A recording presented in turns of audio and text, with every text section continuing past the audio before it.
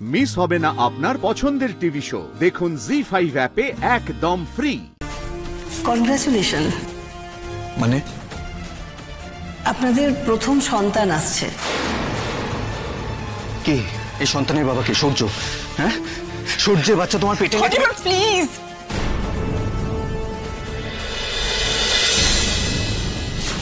কি হলো দাব্বুত? না বলে আমার ঘরে ঢুকে পড়ো কেন বারবার? প্রবলেমটা কি তোমার? অনি, প্রবলেমটা আমার নয়, প্রবলেমটা তোমার। আর আমি বেশ করে ঘরে ঢুকে আসি, 100 বার এই ঘরে ঢুকে আসবো আমি। আমার ছেলে যদি কিছু ভুল করে যেখানেই থাক, আমি সেখানে গিয়েই তাকে আটকাবো। আর অনি, তোমার কি মনে হয় নেশা ভাঙ করলে সব সমস্যার সমাধান হয়ে যাবে? তুমি পরিস্থিতির হাত থেকে পালিয়ে বাঁচতে চাইছো অনি। জ্ঞান দিও না মা, প্লিজ প্লিজ আমাকে জ্ঞান দিতে এসো না তো। I am an adult and I need some space. মা আমাকে একা ছেড়ে দাও না প্লিজ, আমাকে একটু একা ছেড়ে দাও তো। আমার ভালো লাগছে না সবাই মিলে আমার ঘরের মধ্যে নিঃশ্বাস ফেলছো তোমরা। আচ্ছা অনি, তুমি কি ভেবেছো? তোমার মাথাটা কি খারাপ হয়ে গেছে? একেবারেই খারাপ হয়ে গেছে? কি জন্য তুমি নিজেকে ধ্বংস করার রাস্তায় যাচ্ছ বলো তো? কার জন্য? এমন একটা মেয়ের জন্য যে তোমার ভালোবাসা পাওয়া তো দূর, তোমার পাত্তা পাওয়ারও যোগ্য নয়। তার শোকে তুমি দিনের বেলায় মদ খেয়ে দেবদাস হবে। এখন কি করবে ভেবেছো? দিন রাত রাই রাই করে রাস্তায় ঘুরে বেড়াবে ভেবেছো? জীবনটা এইভাবে কাটাবে? মুভ অন করতে হবে অনি, তোমাকে মুভ অন করতে হবে। ওকে জাস্ট পায়ে মারিয়ে দিয়ে এগিয়ে চলো। রাই বাড়িতে নেই। ওর মা বললো যে ওর বোনকে নিয়ে নাকি সকালে বাড়ি থেকে বেরিয়ে গেছে। অফিসেও নেই। আমি খোঁজ নিয়েছি, ছুটি নিয়েছে অফিস থেকে। অনির্দিষ্টকালের জন্য ছুটি নিয়েছে অফিস থেকে। কিসের জন্য? কি এমন হয়েছে ওর? এসব কথা শুনে না আমার ঘেন্না করছে অনি, ঘেন্না করছে। ওর বোন ডাক্তারি পড়ে না? অসাধারণ। লুকিয়ে দিদির অ্যাবর্শন করে হাত পাকাচ্ছে। অনি, তুমি এসব নিয়ে একদম ভেবো না, এসবের মধ্যে থেকো না প্লিজ অনি। বরং এইটা ভাবো যে মেয়েটা তোমার জীবনে আর থাকছে না, এইটা ভেবে স্বস্তির নিঃশ্বাস ফেলো। চুলোয় যাক রাই, ওর কোনো খোঁজ খবর নেওয়ার দরকার নেই। কেন দরকার নেই? দরকার নেই? আমি এত সহজে ছেড়ে দেবো না ওকে। আমার সাথে বিশ্বাসঘাতকতা করেছে রাই। সমাজে আমার মাথা নিচু হয়েছে মা। সবাই আমার দিকে আঙুল তুলবে, হাসবে আমাকে দেখে, আমাকে স্টুপিড ইডিয়েট যে যা খুশি বলবে। আর আমি ওকে এত সহজে আমি ওকে ছেড়ে দেবো না মা। কি করবে তুমি অনি? কি করবে? বরং এটা ভাবো, তুমি একটা ভুল করেছো, তার প্রায়শ্চিত্ত করছো। তুমি তো ওর মতো পাকে নামতে পারবে না অনি। পারবো, নামাতে পারবো। পারবো বলছি কেন? নামবো। আমি সোশ্যাল মিডিয়ায় পোস্ট করব, ম্যাগাজিনে লিখে জানাবো, সবাইকে জানিয়ে দেবো যে রাই আসলে কে, ও কি কি করেছে আমার সাথে। একটা মেয়ে বিয়ের পরও দিনের পর দিন একটা পুরুষ সঙ্গীর সঙ্গে সম্পর্ক রেখেছে।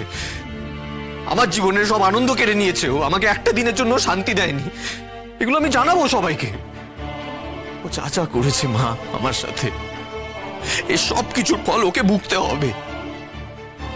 আমি এর শেষ দিকে ছাড়বো মা। ও যে ডাক্তারের কাছে গেছে না নিজের পাপের থেকে মুক্তি পেতে, সেই ডাক্তারকে খুঁজে বার করবো, তার চেম্বার খুঁজে বার করবো, সত্যিটা খুঁজে বার করবো আমি। আর সবকিছু পাবলিক করে দেবো আমি, সবকিছু। এসব করে লাভ? কোনো লাভ হবে না অনি। মাকে নাবলে নিজের গায়েও কাদা লাগবে। তুমি ওকে তোমার ভাবনা চিন্তা থেকে বার করে দাও। তুমি বেরিয়ে এসো অনি, তুমি বেরিয়ে এসো ওর কাছ থেকে। জীবনটাকে অন্যভাবে দেখো অনি। তোমাকে একটা কথা বলছি, রাগ করো না। আমাকে না এর মধ্যে বার কয়েকবার কোয়েল ফোন করেছিল। কোয়েলের কথা আসছে কেন এখানে আবার? আমি ওকে পছন্দ করি না মা। এককালে কিন্তু ওই তোমার ভালোবাসা ছিল অনি।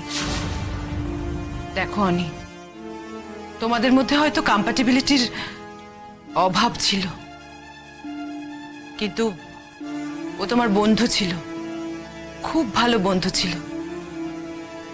ওর সাথে কথা বলো না অনি।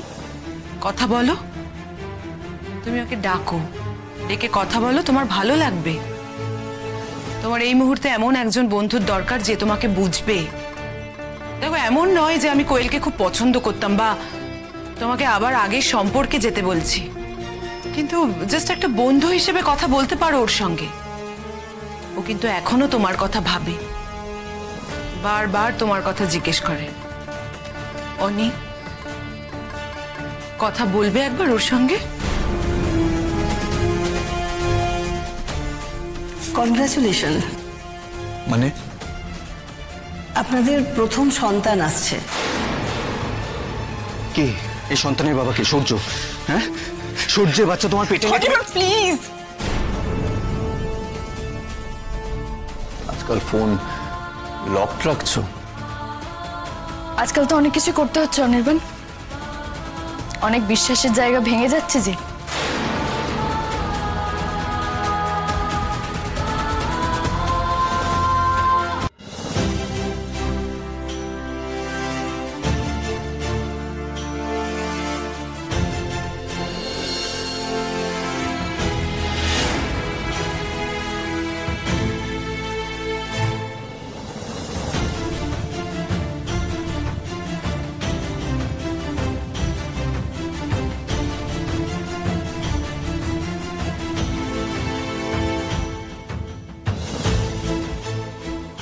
Doctor parameters.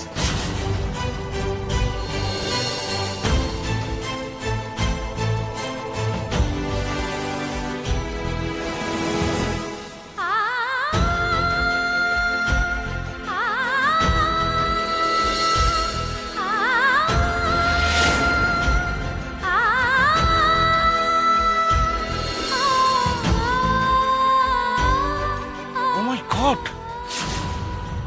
তোমার দিদির অপারেশনটা একদম ঠিকঠাক মতো হবে, তুমি কোনো চিন্তা করো না। ওয়েল, আমি সূর্য রায়, স্রোতের মেজদির হাজব্যান্ড। ও, আমি ডক্টর সার্থক সেনগুপ্ত, স্রোতের টিচার। আপনি চা নেবেন তো? হ্যাঁ, প্লিজ। এক কাপ চা দিন।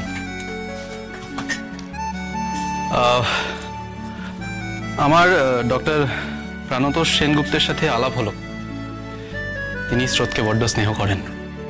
হ্যাঁ, বাবাই আর কি স্রোতের দিদির কেসটা দেখছিলেন। আচ্ছা, ডক্টরদের সঙ্গে বাবাই কথাবার্তা বলেছিলেন। ওকে, থ্যাংক ইউ।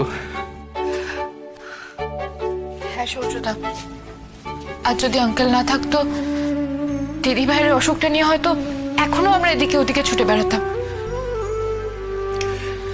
আমি একটু আসছি। স্যার, আপনি চলে যাচ্ছেন? আমি এখানেই আসছি, ভেতরের খবরটা নিয়ে আসছি। আসছি।